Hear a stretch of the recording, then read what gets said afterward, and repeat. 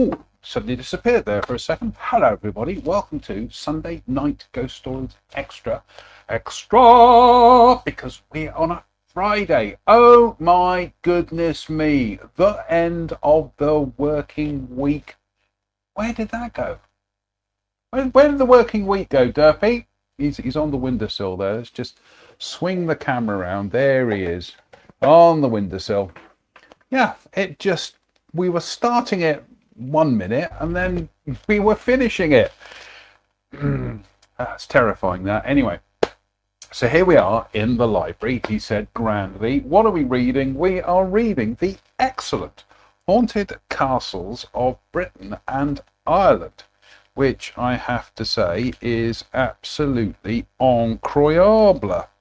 Did we read Dunster Castle last time? No, I don't think we did. So I think we are picking up on Dunster Castle. Exciting times. So what are we drinking tonight? We are, well, 2-beer strategy. So we're kicking off with the Aquamarine New England IPA, Indian Pale Ale, from the Kirkstall Brewery. They are based in Kirkstall Brewery, Leeds, LS3 T1HJ.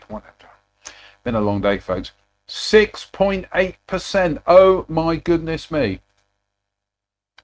So I'll read you the blurb on the side here, and it says, this smooth and juicy New England IPA uses the vibrant hop Citra Galaxy and Nectaron for a supercharged tropical flavour of mango, pineapple and coconut. Do you know what? I think that we haven't even started the show yet. I think it definitely deserves a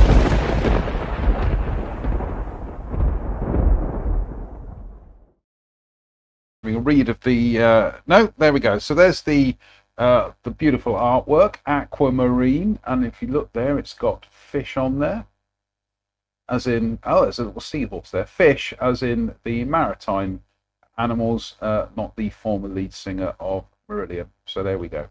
Aquamarine. Oh dearie me, we've what do you know, we haven't even started reading the stories yet, and already we have a dead soldier. And run VT. Oh, it's jolly nice of you. Hello, dead soldier. Seen plenty of those in my time. Marvellous. We are washing it down tonight with the Bauer from Lidl. I've got fan mail turning up here already, and I haven't even started the show. Oh, that's true. Talking about salt in mashed potato here.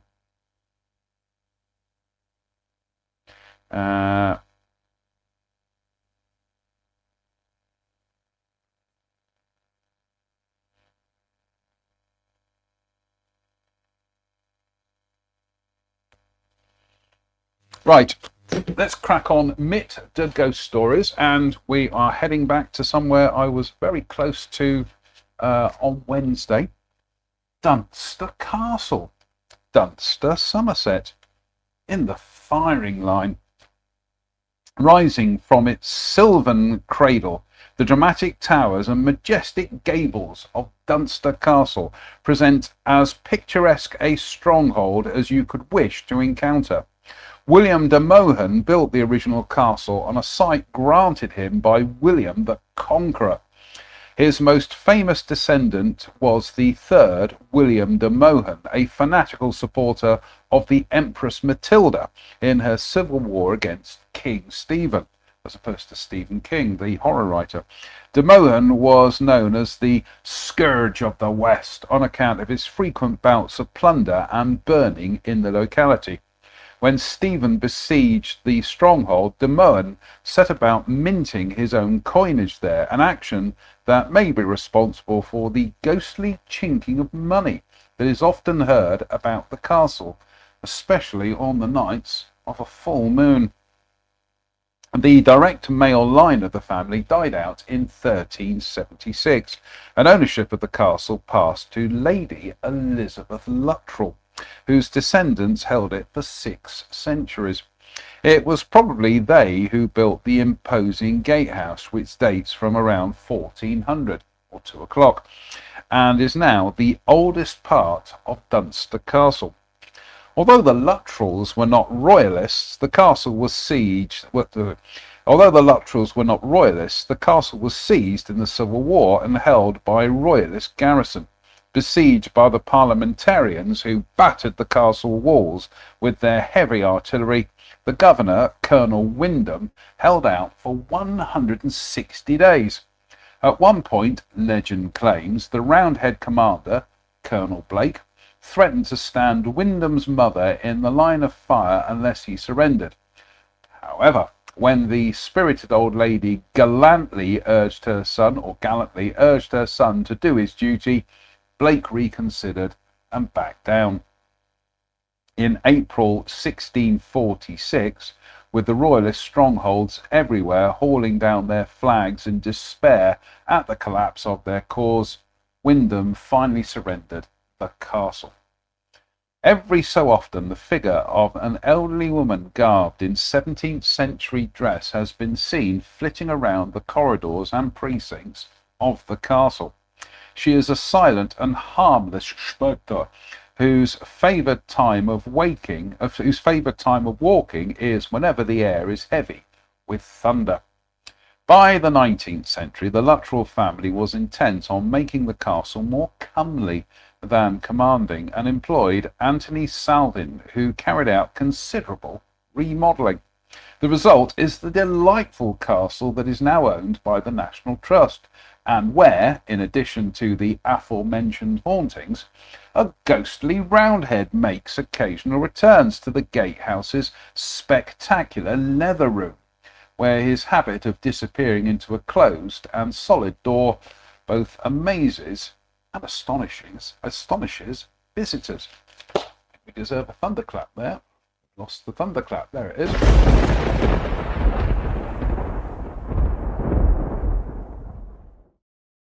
Oh my goodness me. I'll have to look up where this is. Farley Hungerford Castle, Farley, Somerset. I'll have to look that up in a second. Anyway, let's try a bit of this, what's it called again? Aquamarine New England IPA. This smooth and juicy New England IPA uses vibrant hops, Citra, Galaxy and Nectaron. Sounds like a transformer, doesn't it? For a supercharged tropical flavour of mango, pineapple and coconut. I know we read that just now, but I'm just refreshing the old memory so that I can... definitely does smell quite tropical.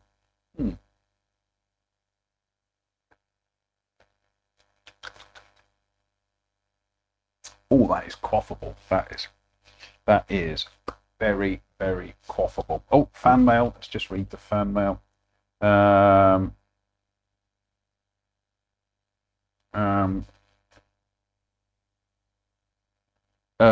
Just having a quick think here. No, I'll answer that half time.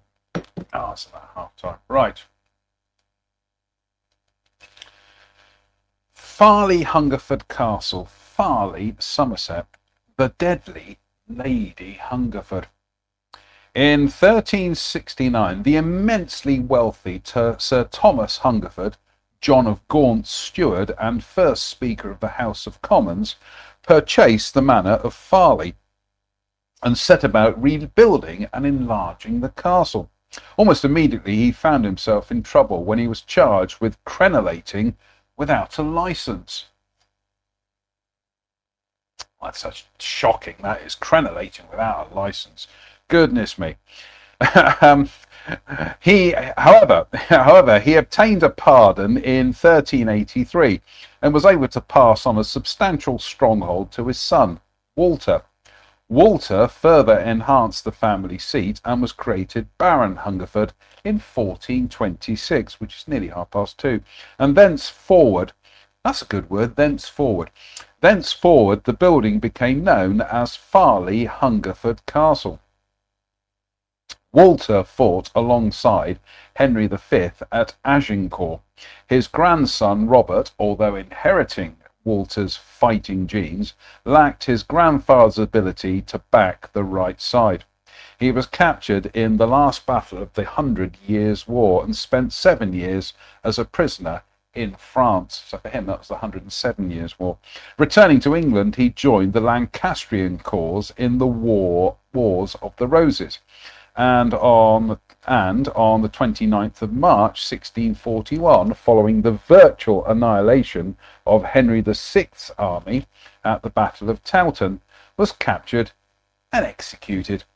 Farley Hungerford Castle then passed into the hands of Richard, Duke of Gloucester, later Richard III, who retained it until his defeat at Bosworth Field. The new king, Henry VII, returned Farley to Robert's grandson, Walter Hungerford. In 1516, Walter's son Edward inherited the estate and married Agnes, the widow of John Cottle. Following Edward's death in 1522, Lady Agnes Hungerford was arrested on suspicion of murdering her first husband. It was alleged that she had him strangled and his body burnt in the kitchen furnace at Farley Hungerford. Found guilty, she was hanged at London's Tyburn. Her stepson, another Walter, was married 3 times. Nothing is known of his first 2 wives, but his third spouse created a sensation when she wrote to Thomas Cromwell complaining that her husband had imprisoned her in a castle tower for the previous 3 years and had even tried to poison her. Walter and Cromwell were friends, however, and the latter ignored Lady Hungerford's plight. In 1540, which is a 20-4, Thomas Cromwell fell from royal favour, and shortly afterwards, Walter was executed on charges of treason and unnatural vices. Lady Hungerford emerged from her captivity and married Sir Robert Throckmorton, by whom she had 6 children. You know what their hobbies were. Farley Hungerford Castle passed to the crown and was then sold back to Walter's son Edward, who kept alive the family's tradition of intrigue by accusing his wife of trying to poison him. The case was dismissed in court, and Edward, having refused to pay his wife's legal costs, was sent to prison for debt. However, the curtain was fast descending upon the almost Shakespearean plot that is the history of this remarkable clan. In the latter half of the 17th century, another Sir Edward, whom posterity remembers as the Hungerford Waster, inherited the estate and proceeded to gamble away the family fortune. He sold the castle in 1686, and thereafter it fell into ruin until only the bare ribs of the once magnificent pile remained. The ghost of Lady Agnes Hungerford is said to return here on occasion.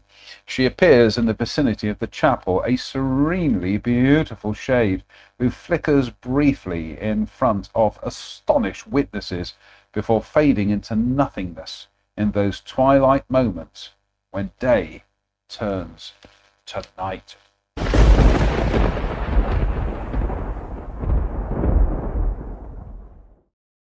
I've got some pictures here of Farley Hungerford Castle. Below, ruined walls tower above where the kitchens of Farley Hungerford Castle once were, and where in massive ovens a 16th century wife could conveniently dispose of her husband.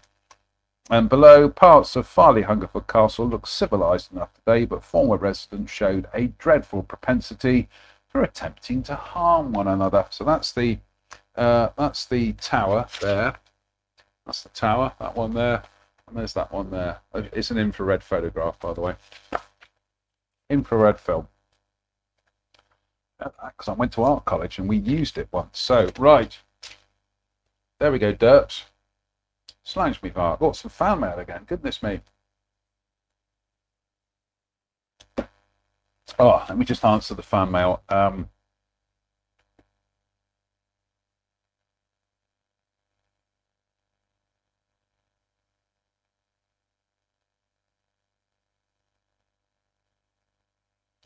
Bear with, folks. I know it's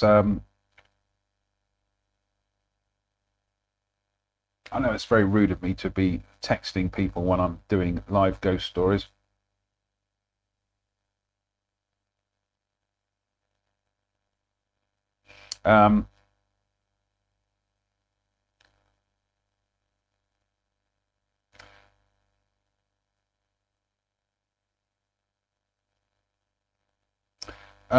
Just trying to think. Wedmore is lovely, by the way. Often pass through on way to Glastonbury. That's not how you spell Glastonbury.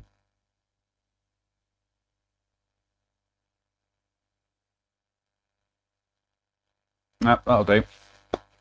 All right. On to a new chapter now. Goodness me.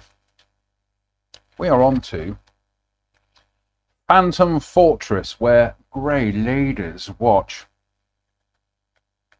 My phantom-footed shape will go where nightfall greys. Hither and thither along the ways I and another used to know in backward days.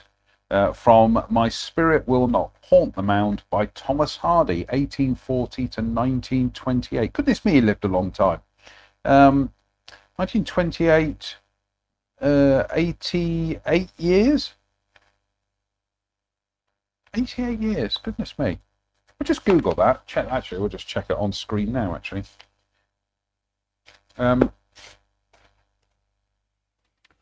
Thomas Hardy, he died at the age of 87. I do beg your pardon. So, yeah, 87. Remarkable.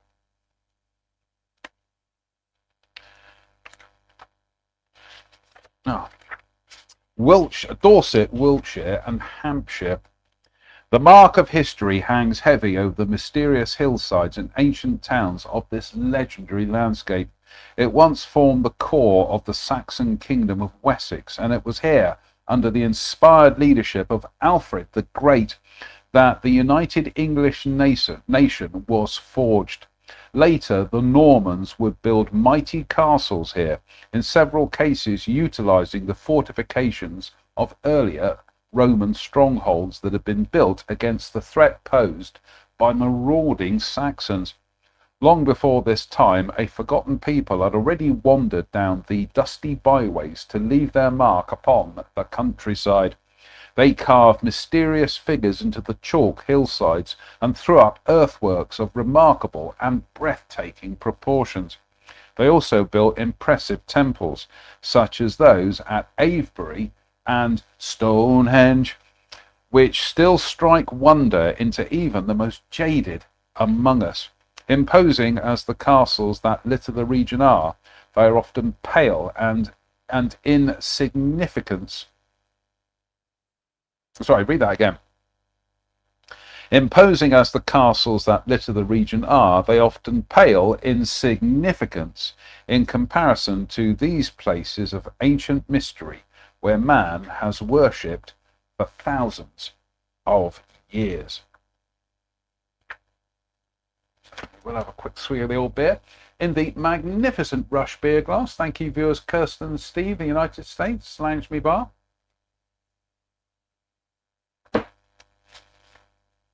Sherborne Old Castle, Sherborne, Dorset, the Bishop's Curse, and the hero. In the reign of Elizabeth I, Sir Walter Raleigh, 1552 to 1618, was en route from London to Plymouth when he spied the soaring walls of Sherborne Castle and literally fell head over heels in love with it. According to Sir John Harrington in his Newgate and Antiquity, as Sir Walter was exploring the castle grounds, his horse stumbled, and Raleigh's very face, which was thought of, right again, and Raleigh's very face, which was then thought a very good face, ploughed up the earth where he fell. The castle had been built in the 12th century by one of the great fighting bishops of the age, Roger of Sarum. By Raleigh's time, it was still owned by his successors in the See of Salisbury, S-E-E, See of Salisbury, unperturbed by a curse placed on the property by St. Osmond, a former bishop of Salisbury, that threatened destruction to anyone who removed the castle from ecclesiastical hands. Sir Walter began dropping hints to the Queen that she might like to reward his services with the gift of his dream home. His persistence paid off, and in January 1592 he was awarded a 99-year lease on Sherborne Castle. Almost immediately, the dark shadow of St. Osmond's curse fell upon him. Unbeknown to the Queen, Sir Walter had secretly married Elizabeth Throckmorton, one of her cherished and jealously guarded maids of honour. On the 29th of March 1592, Bess gave birth to a son, and shortly afterwards court gossip brought their indiscretion to the Queen's attention. Having incurred the infamous royal wrath, the proud parents were soon languishing in the Tower of London, where Raleigh attempted suicide. He was saved only by the timely intervention of an official who wrenched the dagger from his grip. Raleigh and Bess were eventually released just before Christmas 1592. They returned to Sherborne, where, now in disgrace, Raleigh had begun embellishing their rural retreat. The cost of modernising the old castle proved exorbitant, so the family abandoned it and built a suitably impressive home in Sherborne's old deer park.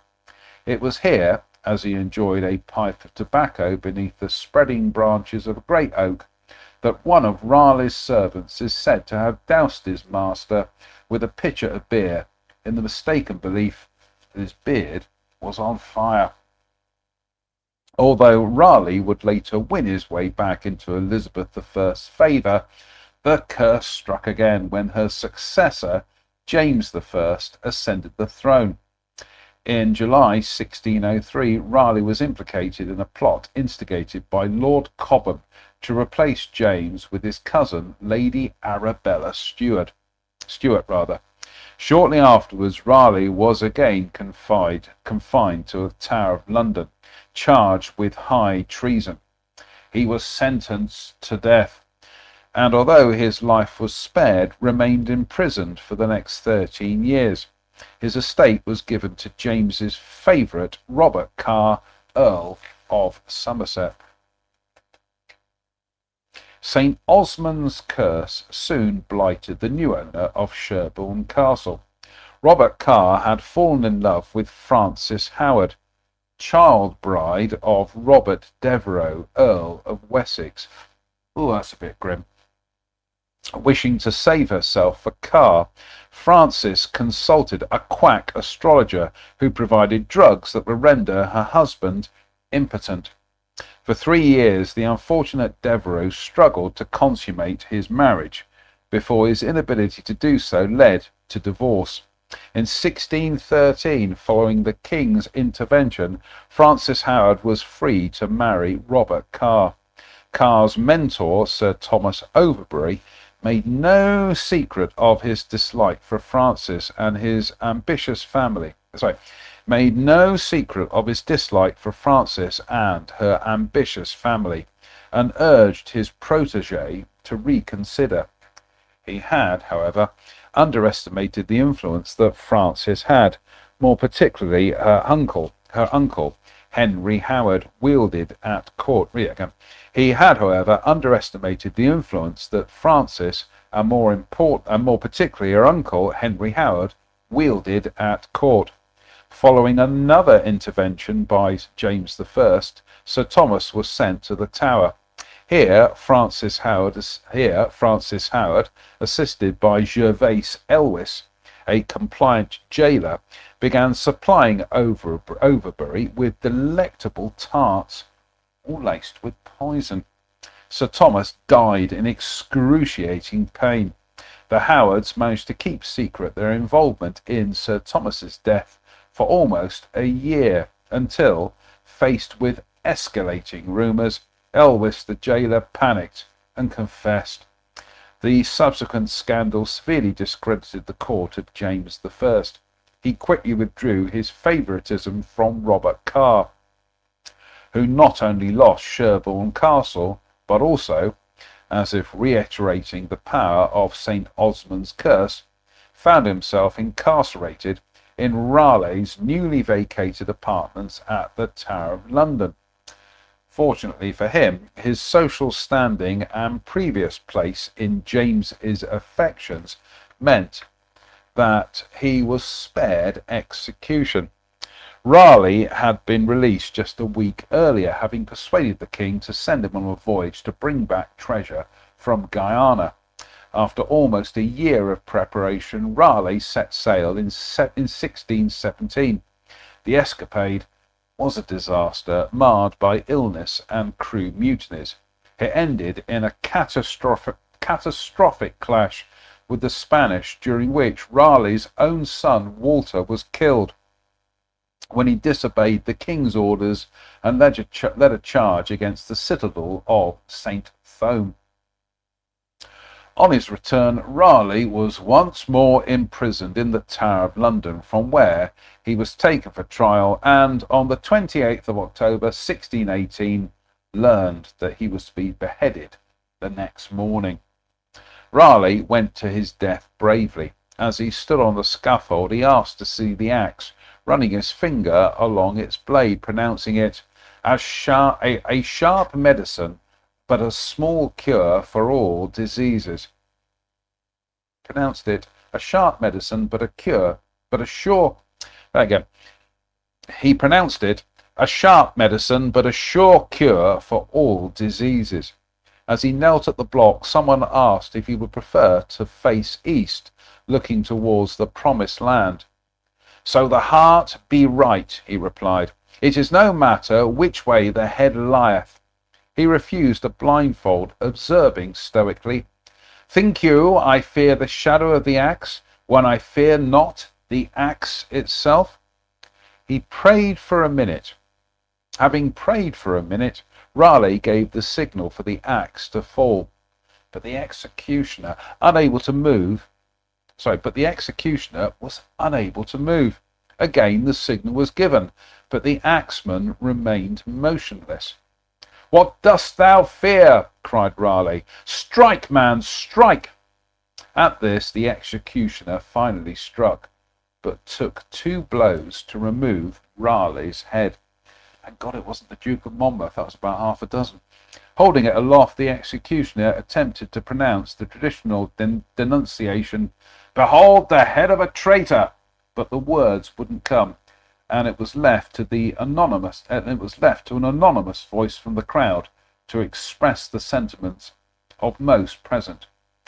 We have not another such head to be cut off. By this time, the Sherborne estate. We have not another such head to be cut off. Yeah. By this time, the Sherborne estate had been sold to Sir John Digby, who had the biggest dog in the world, 1580 to 1653, whose descendants still own it. During the Civil War, the 12th century castle was reduced to a ruin, and the nearby lodge, built by Raleigh in 1594, assumed the title of Sherborne Castle.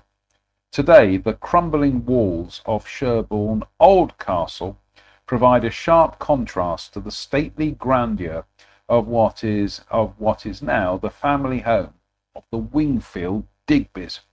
It is to the grounds hereabouts that the proud spirit of Sir Walter Raleigh makes an annual pilgrimage on St. Michael's Eve, 29th of September, to roam once more the place where he spent some of his happiest and most settled years.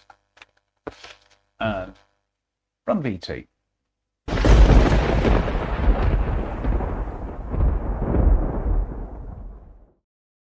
Do you know what? I have just noticed Bristol Cathedral events.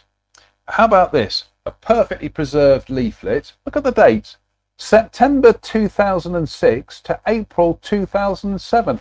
Goodness me, this leaflet is 20 years old. And yet the design does not look 20 years ago. Oh, there's a carol service on January the 7th. Yeah, bizarre that, isn't it? It doesn't look 20 years old. Anyway, what are we up to? We have got through the half-hour mark, Derpy. Oh my goodness me. If only we had some snacks. We do have some snacks. We have some Thai chili rice snacks from Lidl. So slange me bar. And I think we'll have some of the scotch. Oh.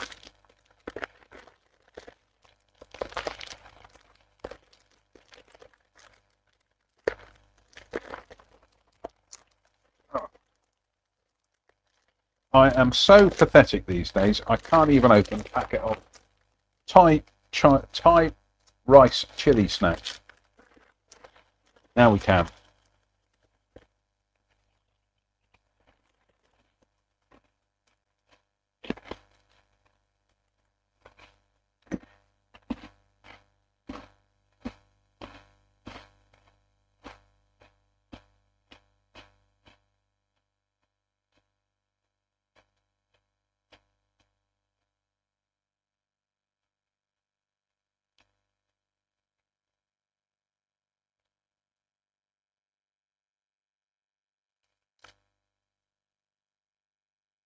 Bear with, folks.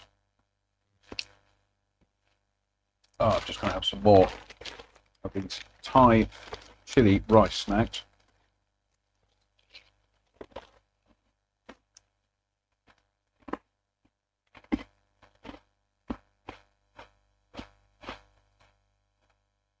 Obviously, we all chatted on Wednesday. Obviously, Wednesday was 2 reg trip down the West Somerset Railway. Fingers crossed. We're doing that again this week. Oh, hello! We've got a candle out here.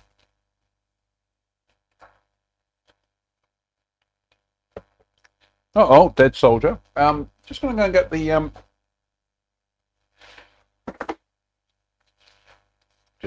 the oops, the lighter.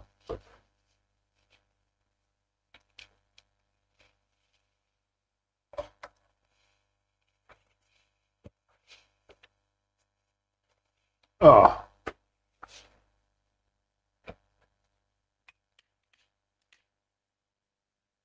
There we go.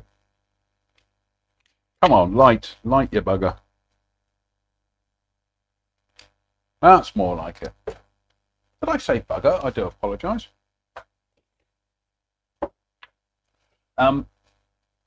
Yeah, so I've forgotten what I was there for a second. No, lost it. I'll go back and watch it. I'll remember what I was talking about. So, yeah, the week starts and then the week ends. That's what I was talking about. 2 reg. So we had a trip down on the West Somerset Railway on Wednesday. Fingers crossed, we might have another trip next week. It's going to be a busy old week next week, but looking forward to it. I mean, it's every day is a bonus with me. The fact that I'm still here, still alive, that in itself is a minor miracle of medical science. So, what have we got planned for the weekend? Going to listen to the BBC Prom tomorrow night. Going to do some gardening, depending on what the weather's like. Some workshop time. Yeah, it's living the high life. That's it really. Football's back at the weekend as well. So yeah, there definitely will be workshop time. So, anything else to add, Derb? No, he's shaking his head. So, shall we crack on with part 2 of tonight's quality entertainment?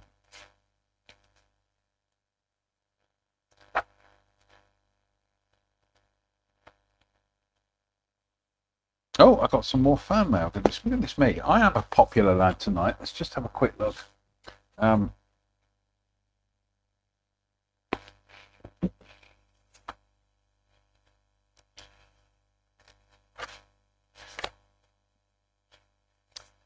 Corfe Castle. Oh, I so want to go to Corfe Castle, but anyway, Corfe Castle, Wareham, Dorset. White Royal Lady.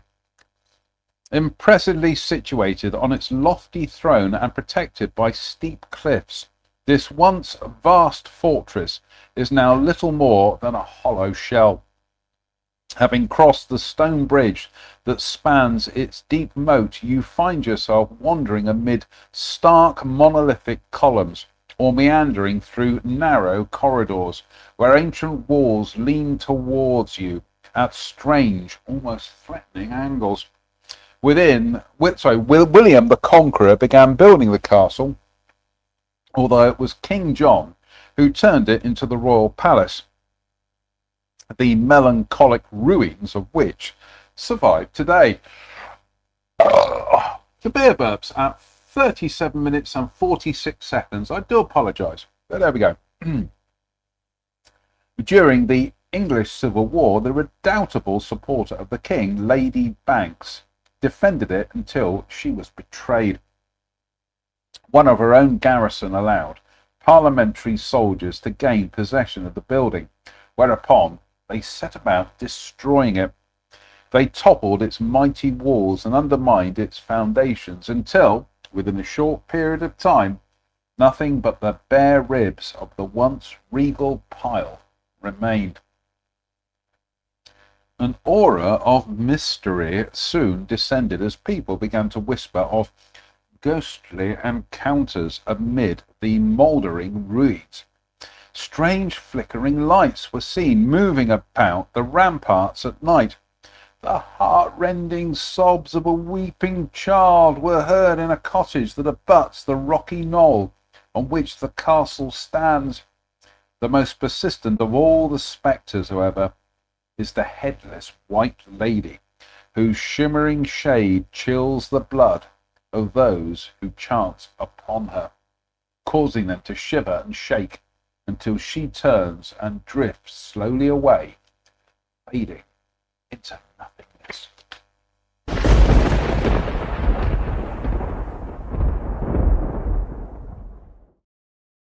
Oh my goodness me, that's terrifying, that. En croyant.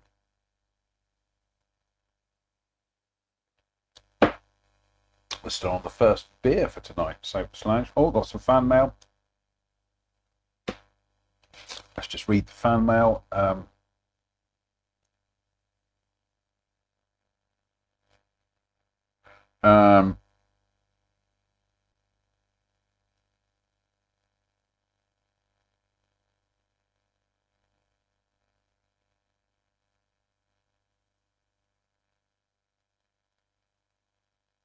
Bear with.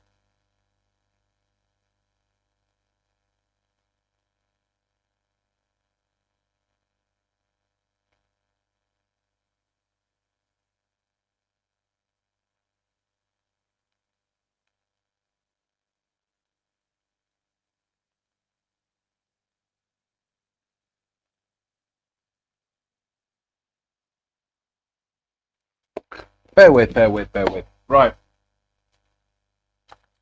Let's crack on, shall we?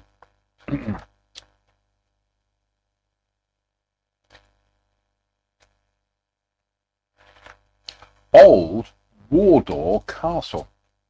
I think I've seen Corfe. Sorry, going back a bit there. I think I've seen Corfe Castle. I think, goodness me, I'm just trying to think. 20 odd years ago, when I was staying with my friend Tim, who lives down in Wareham in Dorset near Beer Regis. I'm sure we were driving around and we saw Corfe Castle. Yeah, I'm pretty darn sure it was. So I'd like to go back there at some stage. Anyway, Old Wardour Castle near Shaftesbury, Wiltshire, the harbingers of death. In May 1643, which is almost 4:45, a parliamentary force of around 1,300 soldiers laid siege to Old Wardour Castle. It was defended only by Lady Blanche Arundel and 25 of her faithful retainers. The attackers, no doubt, expected a quick victory. They had, however, misjudged the determined Lady Blanche, for she managed to hold out for 5 days, and only surrendered after 2 mines had been exploded under the walls. The parliamentarians then garrisoned Wardour, but the following year, after the death of Lord Arundel, his successor returned with a small force. After a 4-month siege, they took back the fortress that had been built by Arundel's ancestors in the 14th century. The damage sustained as a result of the sieges was so great that the family had to live in the corn store. The castle was never repaired. The family died out in the 20th century, and it is therefore unlikely that one of the castle's more unique supernatural phenomena will ever be repeated.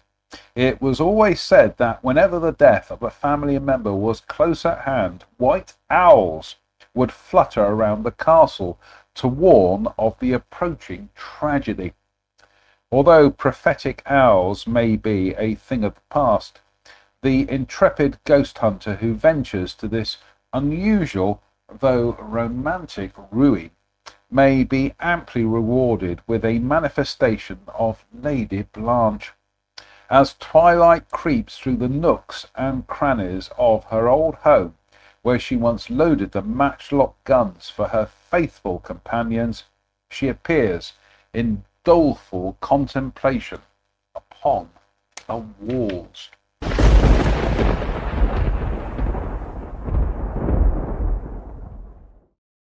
Goodness me, these are coming thick and fast tonight. We're going to have some more Thai chili snacks. These is Gert Lush. Oops.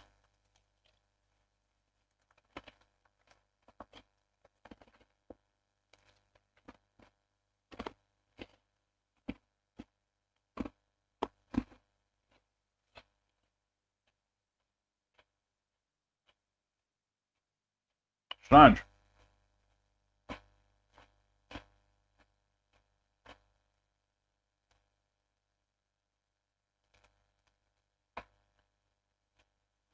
Good help. So part 2 of tonight's beer fest is the Saint Pierre, or Saint Pierre, Saint Peter's Abbey, Abbaye Saint Pierre, Belgian Abbey beer, blonde blondie beer, 6%. And that's all they tell you about it. But this is from Home Bargains, which I love that shop. It's where I get my bird food from. It's where I get my fat balls. And other bird seed and other bits and pieces. Derpy, it's where I get your dinner from, because they do your soupy soup, they do your Felix, and they do your Moosey Moose as well. But you've gone off your Moosey Moose for some reason. So, bloody cats.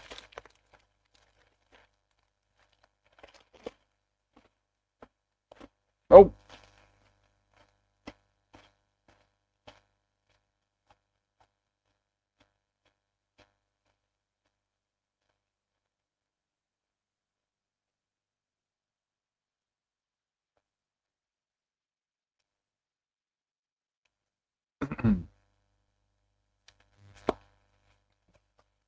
Let's crack on, shall we?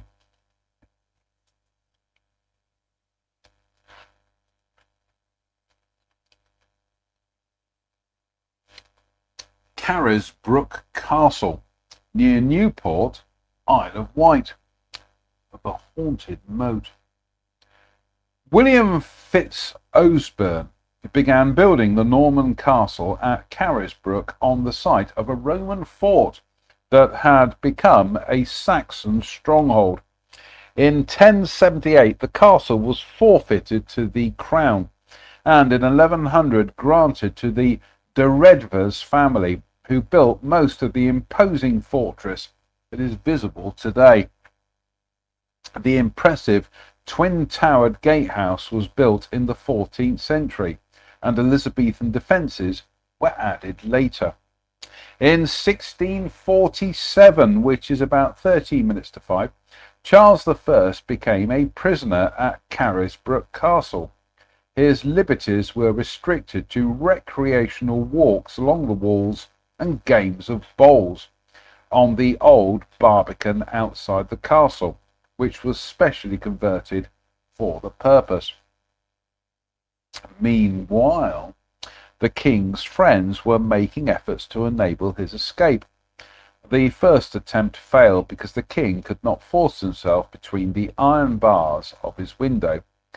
A second attempt was planned for the 28th of May 1648, when the king, having acquired nitric acid, endeavoured to cut through the bars and make a break for freedom. Unfortunately, the castle governor, a Colonel Hammond, learned of the plan and came to see the king, informing him, "I am come to take leave of your majesty, for I hear you are going away." Charles remained at Carisbrooke until September 1648, when he was moved to Newport and then returned to London on the 30th of November. He was executed on the 30th of January 1649. After his death, his son, Prince Henry, and daughter, Princess Elizabeth, were sent to Carisbrooke Castle. Shortly after their arrival, the 14-year-old Elizabeth was found dead, her face resting on the Bible, which had been her father's last gift to her. It is with these tragic memories of the House of Stuart that the history of Carisbrooke closes. For although it is still the residence of the Governor of the Isle of Wight, no other events of such historical importance have occurred there. The moat appears to be one of the most haunted parts of the castle, and a grey lady and a huge man in a long white gown have been seen here.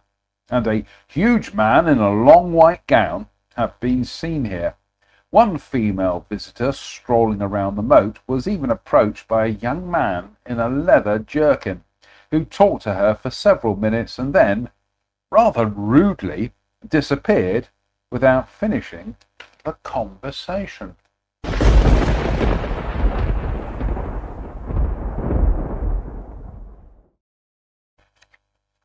How rude. How very rude of them. What do you reckon, Derps? Think that's rude? Yeah, Derps is nodding here. Oh, I think we'll have some more Thai rice chili snacks. These are Gertlush. Goodness me, too many. Never mind.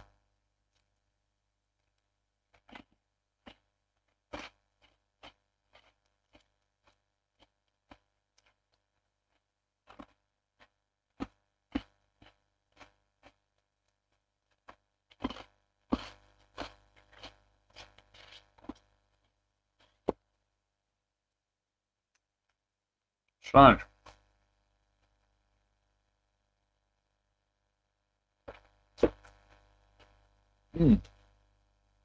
Oh, that St. Pierre is lovely stuff.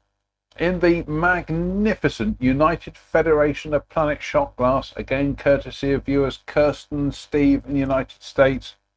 God bless you. Truly. Thank you very much.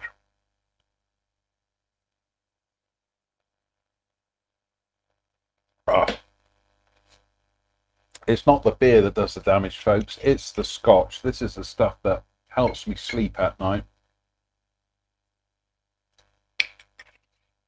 And helps me stagger down the stairs to get some supper going. Supper's ready, which ironically is a Genesis track, which I first heard in this room.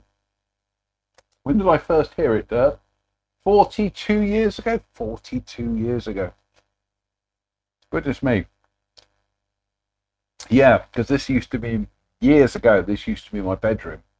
And I was listening to the Friday Rock Show, and it was the edition of the show where the listeners voted their favourite track. So I was instantly hooked on Freebird by Lynyrd Skynyrd, and then suddenly a number two was this weird track called Supper's Ready by Genesis, and I was hooked by the first couple of lines. Beer burps again. Do apologise. Oh, do apologise. I was hooked by the first verse that I hit record on the tape recorder. Oh my goodness me, 20 minutes later, I had never heard a song that lasted 20 minutes. And I was hooked. That was it. I discovered progressive rock. Although, to be honest with you, 2 years earlier, I had discovered Peter Gabriel listening to the Radio 1 in the Metalwork workshop.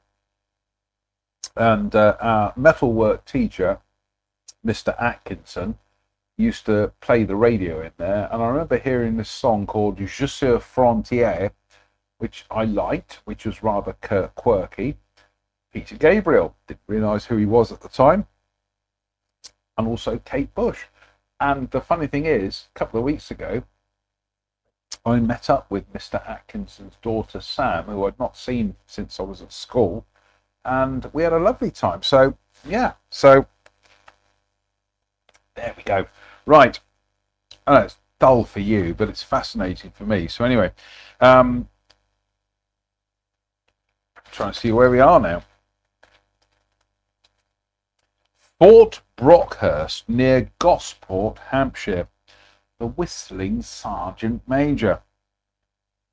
Although one of 5 forts built between 1858 and 1862 to protect Portsmouth Harbour and naval installations on the Gosport Peninsula, Fort Brockhurst has the atmosphere of a medieval castle, right down to its drawbridge entrance, which spans a water-filled moat.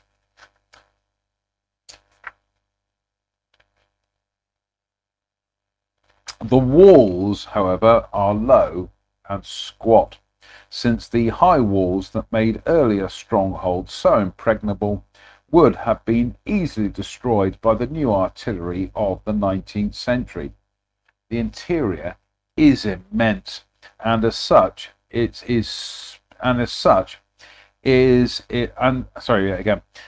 interior is immense, and such is its spooky ambience that the London Vampire Group chose it as their venue for their Gothic Feast of the Vampires Banquet in August 2002.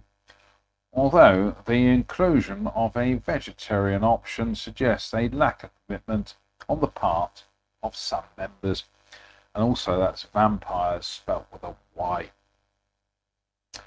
A ghost that is more often heard than seen, and which appears to have a preference for cell number 3, is said to haunt the fort.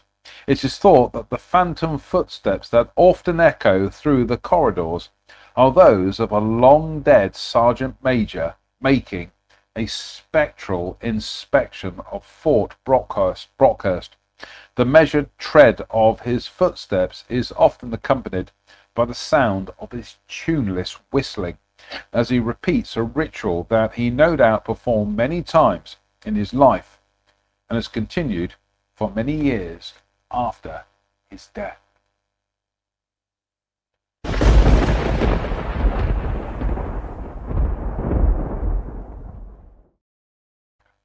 Goodness me, we've come up towards the end of this chapter here tonight. What do you reckon, Derp? You enjoying it? Yeah, Derp is enjoying it. So, Slange. Oh, you're good health.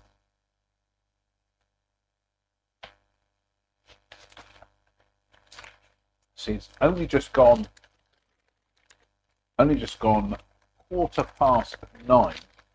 It's dark outside. I noticed this last night as I was driving back from the event in Jadlam in Glastonbury last night, which is like a toy shop. And I'd done the event the month before, but by the time I came home, it was still kind of light outside. I hadn't even got home last night. It was already dark. And yeah, the nights are drawing in now. So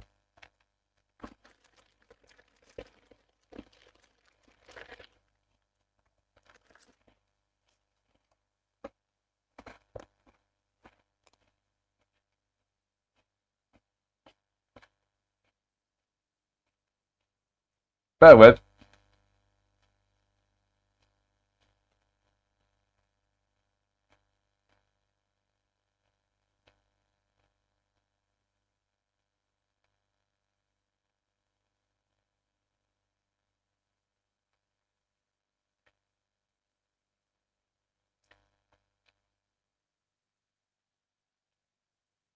Bear with, bear with, bear with. I'm answering fan mail here.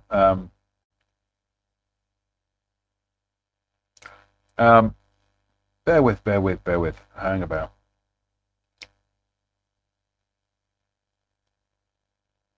I've got people wanting so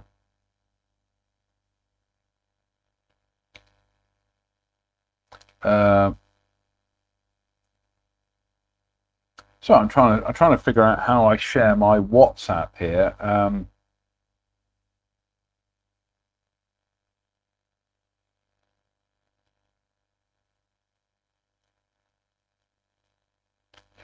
God, this is tedious. This.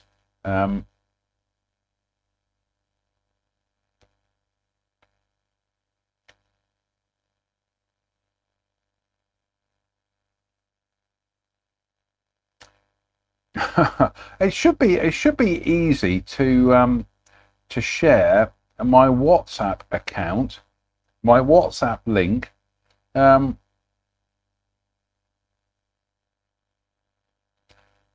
Oh, for crying out loud!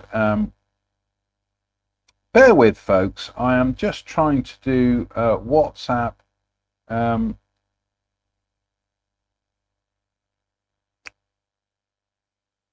It should just let me share my.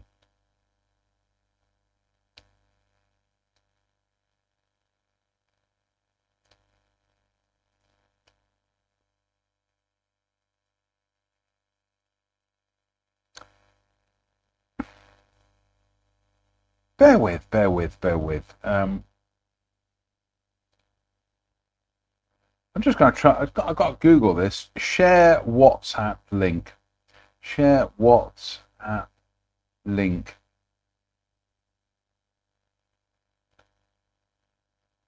To share a direct chat.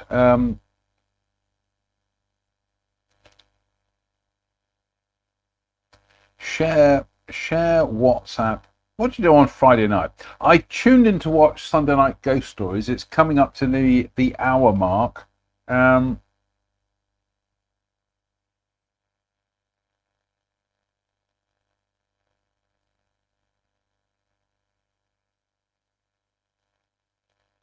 There we go. We're through the hour mark.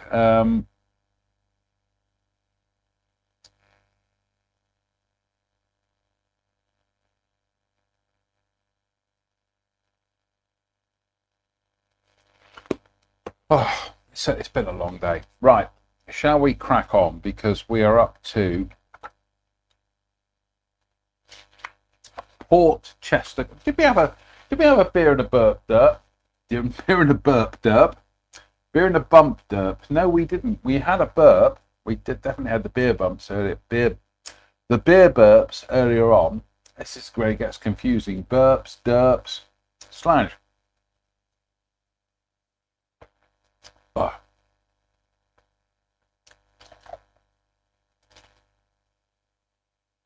It's been a long day, folks. Like I say, I have been up since past stupid this morning. I did have a little bit of a, when I say a lie-in, I was down in the office by about 7 o'clock. I don't do lie-ins. I mean, I did try this morning, and I was listening to Radio 3, as I do, and I'd already done a couple of my Wordle clues and games, but I just wanted to get downstairs. Oh, the beer burps. And crack on with work.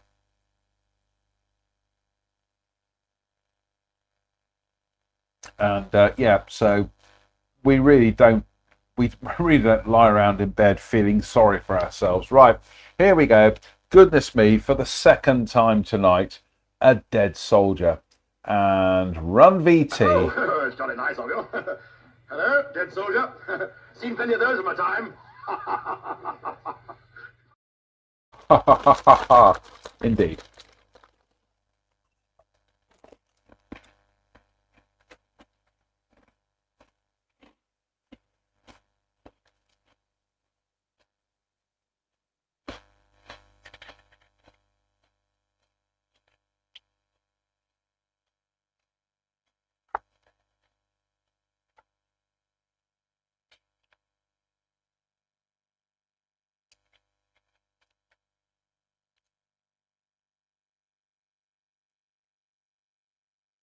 Old Wardour Castle near Shaftesbury, Wiltshire. We just read that one. I do apologise.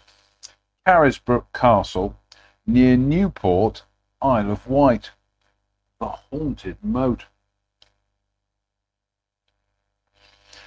William Fitz-Osbern began building the Norman castle at Carisbrooke on the site of a Roman fort that had become a Saxon stronghold. In 1078 the castle was forfeited to the crown, and in 1100 granted to the de Redvers family, who built most of the imposing fortress that is visible today. I know we read that one already.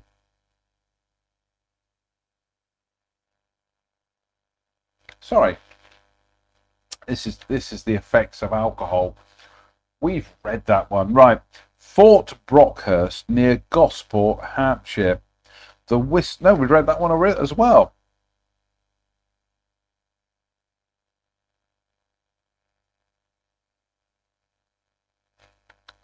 I do apologise. Portchester Castle, Fareham, Hampshire. Ghostly monks and dark-haired ladies. Any of the monks called Harry? Let's find out. Set against a spectacular backdrop and surrounded by the most complete Roman walls in northern Europe, the prodigious keep of Portchester Castle towers over the northern extremity of Portsmouth Harbour, a solid symbol of power with an eventful and checkered past. Originally a Roman fort, it was constantly added to over the centuries, and its impressive keep was probably raised in the 12th century. King John often stayed there, and the ill-fated Edward II visited several times. Edward III used the castle as a base while assembling his army that would sail for France and victory at Crécy. Following the peacemaking marriage of Richard II to Isabella, the 7-year-old daughter of the King of France, a royal palace in miniature was constructed within the old walls. Then, in 1415, Portchester Castle was the scene of another grand departure, as Henry V set off for his great victory at Agincourt. Thereafter, the fortress declined in importance, and by the 18th century, its sole use was as a prison. It was filled to bursting during the Napoleonic Wars, when 5,000 French prisoners were crammed into its solid bulk. By May 1814, the prisoners were gone, and the castle was allowed to fall into decay. Today, the sheer magnitude of what remains is sufficient to set the imagination soaring into wild flights of historical fancy. This is aided by a number of past residents who occasionally return to the ruin in spirit form. The misty shade of something tall and whitish is just one of the apparitions seen here. A ghostly monk, is he called Harry? Let's find out. Who walks along the castle front, gradually disappearing as he goes, is another. Finally, there is the melancholic, dark-haired woman, whose fleeting phantom has been seen bending over a grave by the 12th century church. There we go. Finally, there is the melancholic, dark-haired woman whose fleeting phantom has been seen bending over a grave by the 12th century church inside the castle grounds. I think that definitely deserves a thunderclap.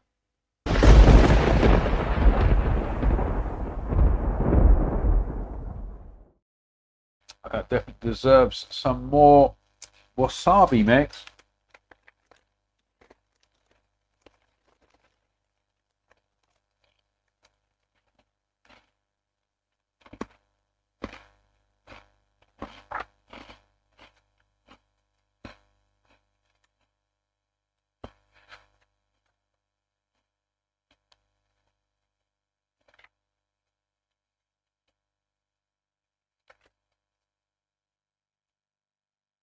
Lunch.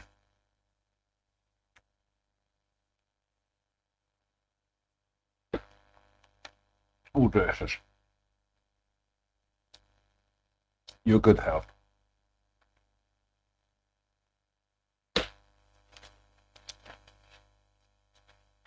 Right, the last un from this chapter, but we still have beer and bump to get rid of. So, Odium Castle. Odium, Hampshire, the spectral maestro of King John's Castle. The few tattered remnants of Odium Castle, nestling in quiet seclusion, are but a shadow of their former glory. Built between 1207 and 1212, it was reputedly one of King John's favourite castles, and cost him about £10,000 to build. It was from here that the king set out to sign that fundamental statement of human liberties, the Magna Carta. Magna Carta, does that mean nothing to you? Did she die in vain? Louis, Dauphin of France, captured the castle in 1216 after a 15-day siege. David of Scotland was later imprisoned there from 1346 to 1347, which is almost a quarter to two. Although what is left bears little resemblance to the formidable bastion of old, every so often a trapped memory seems to awaken from within to raise the hackles of those who wander among the ruins. It begins with a chill breeze that seems to emanate from the very walls. Then a faint murmur is heard which crescendos into an ancient song sung by some long-forgotten minstrel who entertains his invisible audience, accompanied by the soothing tones of a lute.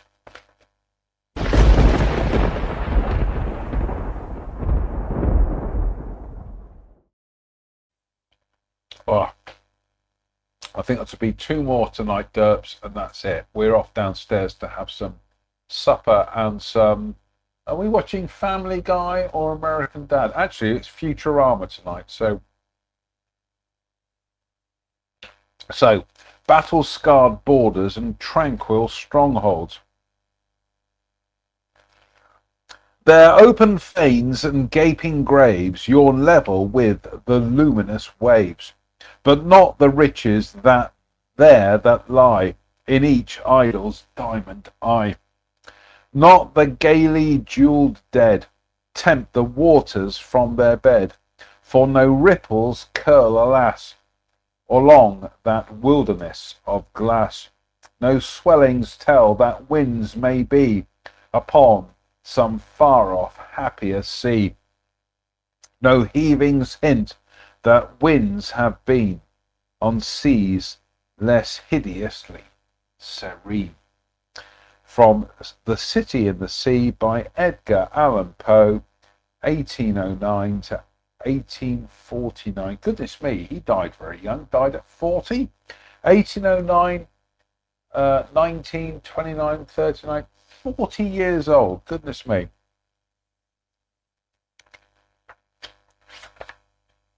This will be the last deux for tonight, and then we're going to go downstairs and have some supper watch some goddamn TV. So, Herefordshire, Gloucestershire, Warwickshire, West Midlands, Worcestershire, and Oxfordshire.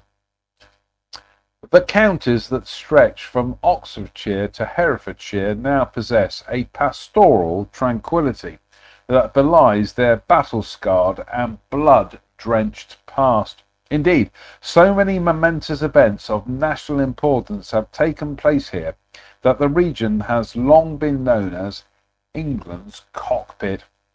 Nowhere in this unsettled past more evident than in the castle. Nowhere is this unsettled past more evident than in the castles that dot the landscape. The mighty bulk of Warwick Castle was once home to Richard Neville, Earl of Warwick, a man whom history now remembers simply as the Kingmaker. The raddled walls of Goodrich Castle gaze forlornly at the border with Wales, much as they have done since the 12th century, when the castle was built to protect against the threat of a Welsh invasion. There is the stern facade of Berkeley Castle, behind whose secretive walls Edward II met such a horrific end. That is such a horrific end that it's sorry again. Then there is the stern facade of Berkeley Castle, behind whose secretive walls Edward II met such an horrific end that its ramifications still echo down the centuries. Oh, the beer burp, still apologise. Add to this the second childhood home. Oh, the beer burp, still. Add to this the childhood home of the. Add to this the childhood home. Add to this the childhood home of that most tragic of figures, Lady Jane Grey, the so-called 9-Day Queen, and you have an eventful past from which the troubled shades often transcend the centuries to wander once more in the places where, in life, they experienced deep sadness or great happiness.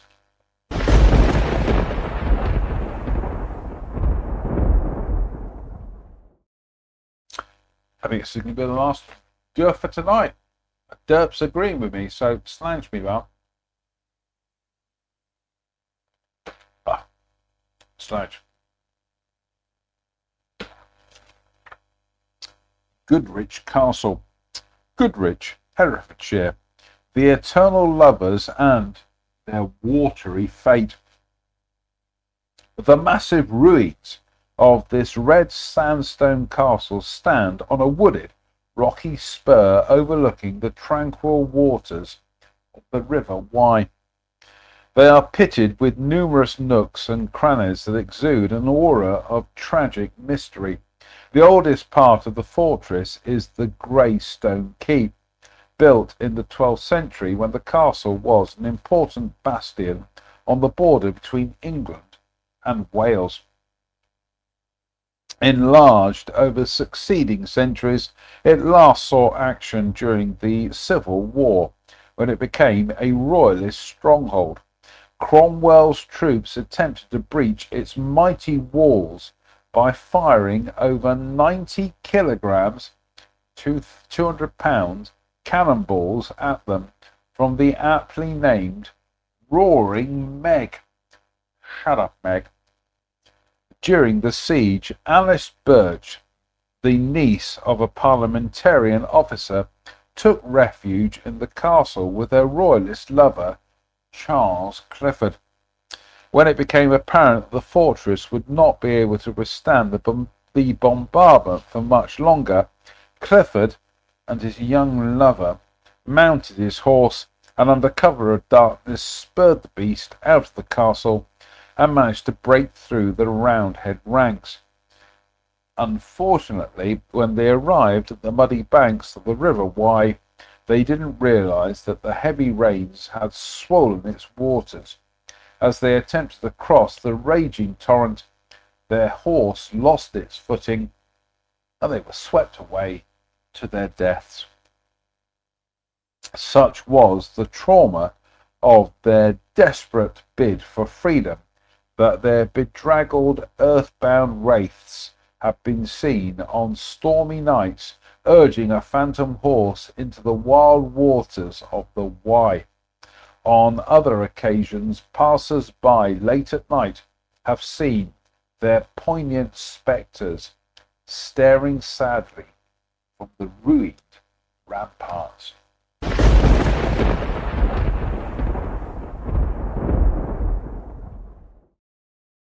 Last for tonight. That's nice. Ah. You good health. Croft Castle near Leominster, Herefordshire. The ghostly Welsh hero. The avenues of magnificent trees that cradle Croft Castle in their protective embrace also lend it an air of secrecy. The De Croft family, for whom the castle is named, are thought to have arrived here from Normandy during the reign of Edward the Confessor. Having built their original fortress on the site, they continued to embellish it over succeeding centuries. In the 14th century, Sir John de Croft married a daughter of the Welsh nationalist Owen Glendear, 1355 to 1416. In the 16th century, with the accession to the English throne of Henry the Eighth and Henry the Second,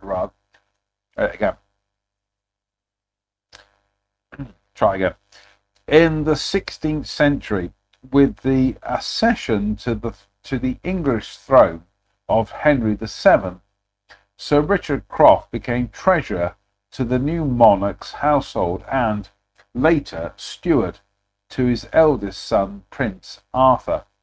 During the Civil War, the Crofts fought for Charles I, and such was their loyalty that they allowed their stronghold to be dismantled to prevent its falling into parliamentarian hands.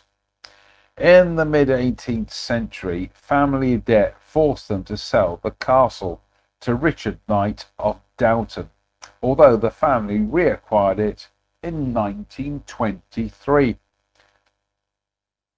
Although the National Trust now runs it, members of the family still live here, and ghosts from its illustrious past still wander the sylvan grounds and stunning interior. Most famous is a giant of a man, clad in leather, said to be the ghost of Owen Glendear. His Grace, the Archbishop of Sydney, saw him in the early 20th century. There are those who would deny that it is possible for Glendear's ghost to haunt the castle, since the place and date of his death remain one of history's great mysteries. He is a member of that select band of heroes who, it is claimed, never died, but sleep at sundry He is a member of that select band of heroes who, it is claimed, never died, but sleep at sundry select locations, awaiting the day when their country needs them again.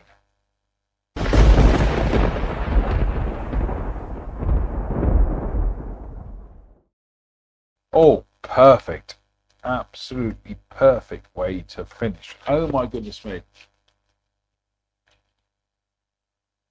Slide.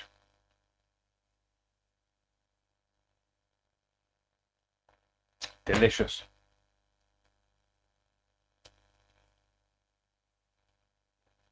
Deliciouser. That's it for tonight, folks. Fingers crossed. Fingers crossed. We will be back for more of this nonsense. I mean, more of this quality entertainment. Sunday Night Ghost Stories on a Sunday. Goodness me, what's that? 2 days away? Yep. So until then, it behoves me to say thank you for watching. Why? Why not? What else are you going to do on a Friday night towards the end of August than watch a confused man from Dudley with holes in his head, drink ghost stories and read alcohol? Come on, folks, you can do better. I can't. I am trapped in this tragic existence, but you can do better. Anyway, so until Sunday, as ever, thank you for watching. Stay safe. Stay out of trouble. Please don't have nightmares. Good night.